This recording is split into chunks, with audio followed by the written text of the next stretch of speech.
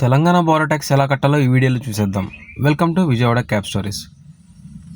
గూగుల్లో Telangana border tax అని కొట్టగానే ఆన్లైన్ వాలంటరీ ట్యాక్స్ పేమెంట్ అని వస్తుంది.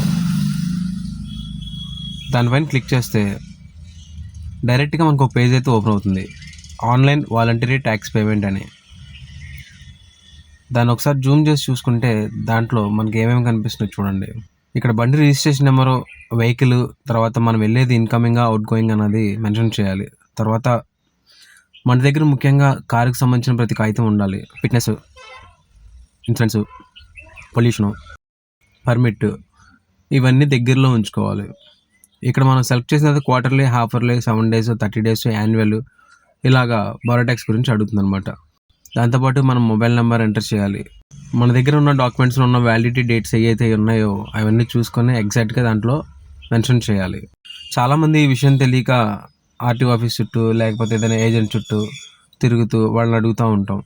కానీ ఇది చాలా చిన్న విషయం. మనలో చాలామంది ట్యాక్సీ డ్రైవ్ చేసే వాళ్ళు చాలామంది చదువుకోలేదు కాబట్టి వారికైతే ఈ వీడియో చాలా ఈజీగా యూజ్ అవుతుంది. ఈ ట్యాక్స్ పేమెంట్ చేయడంలో ఒక్కొక్కసారి మనం మర్చిపోతూ వెళ్తూ ఉంటాం. ఒకవేళ తెలంగాణలోకి ఎంటర్ అయినప్పుడు మన దగ్గర బోర్డర్ ట్యాక్స్ లేకపోతే ఎక్కడైనా ఆర్టీఓ చెక్ చేస్తే కనుక చాలా భారీ మొత్తంలో ఫైన్ అయితే వేస్తారు. ఇలాంటివి చిన్న చిన్న విషయాలు ఒకవేళ మనం మిడ్ నైట్ బయలుదేరాల్సి వస్తే ఎవరో మనకు అందుబాటులో లేకపోతే కట్టడానికి, అప్పుడు మనం ఎలా కట్టాలో ఈ వీడియోలో అయితే క్లియర్గా ఉంటుంది. దయచేసి ఈ వీడియో చివరిదాకా చూడండి, స్కిప్ చేయకుండా.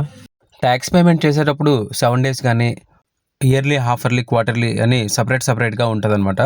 దానికి సపరేట్ ఛార్జెస్ ఉంటాయి. మనం అయితే 7 days రిటర్న్ ట్రిప్కి అయితే అమౌంట్ కడుతున్నాం, బిలో 150 rupees అయితే అవుతుంది. దానికి సంబంధించి పేమెంట్స్ అనేది ఎలా చేయాలి, అది ప్రాసెస్ ఎలాగన్నది ఈ వీడియోలో క్లియర్గా ఉంది. దానితో పాటు మన దగ్గర ముఖ్యంగా ఉంచుకోవాల్సింది యూపీఐ ఐడి ఖచ్చితంగా కావాల్సిందే. తర్వాత డెబిట్ కార్డ్ కానీ నెట్ బ్యాంకింగ్ కానీ ఉంటే పేమెంట్ అయితే అవుతుంది. ఒకవేళ ఈ వీడియో మీకు ఉపయోగంగా ఉంటే కనుక ఖచ్చితంగా మన పేజ్ని అయితే ఫాలో అవ్వండి, సబ్స్క్రైబ్ చేయండి, కుదిరితే షేర్ చేయండి. డీటెయిల్స్ అన్నీ ఇచ్చిన తర్వాత కింద గెట్ ట్యాక్స్ అనే ఆప్షన్ కనబడుతుంది. ఆ ఆప్షన్ మీద కింద క్లిక్ చేయగానే మనకు ట్యాక్స్ వ్యాలిడ్ అప్ టు అని చెప్పేసి మనం అయితే ఎన్ని డేస్కి అయితే మనం కడుతున్నామో, లేకపోతే మంత్లీ కానీ, క్వార్టర్లీ కానీ, హాఫర్లీ కానీ అలా అనేది చూపిస్తుంది ఇక్కడ. దాన్ని బట్టి మనం అది కంటిన్యూ కొడితే నెక్స్ట్ డైరెక్ట్గా ఫీజ్ డీటెయిల్స్ అనే అప్లికేషన్ నెంబరు, తర్వాత మన ఏదైతే ట్రాన్సాక్షన్ నెంబర్ ఉంటుందో ఆ నెంబర్ అయితే అక్కడ కనబడుతుంది. తర్వాత అక్కడ పే నౌ అనే ఆప్షన్ వస్తుంది.